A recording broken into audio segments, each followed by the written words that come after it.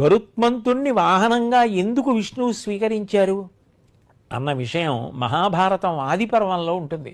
గరుత్మంతుణ్ణి ఇంద్రుడంతటి వాడు వజ్రాయుధాన్ని ప్రయోగించి దెబ్బతీయడానికి ప్రయత్నించిన ఆయుధం మీద గౌరవానికి ఒక ఈక రాల్చి వెళ్ళిపోయాడు. అష్టదిక్పాలుర్ని కూడా జయించి అమృత భాండాన్ని ఆకులు కలిగిన చక్రం మధ్యలో దూరి అమృతాపహరణం చేసి తీసుకుపోతున్నాడు. ఒక చుక్క నాలిక మీద వేసుకోవాలి.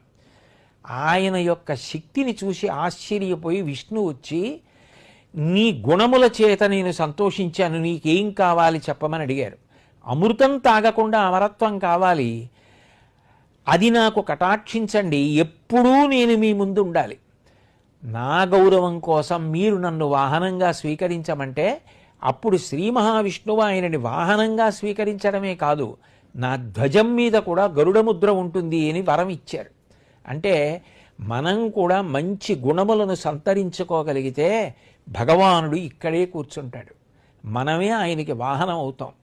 అది మనకి నేర్పుతుంది వాహనం మీద వెళ్ళడం అన్న విషయం.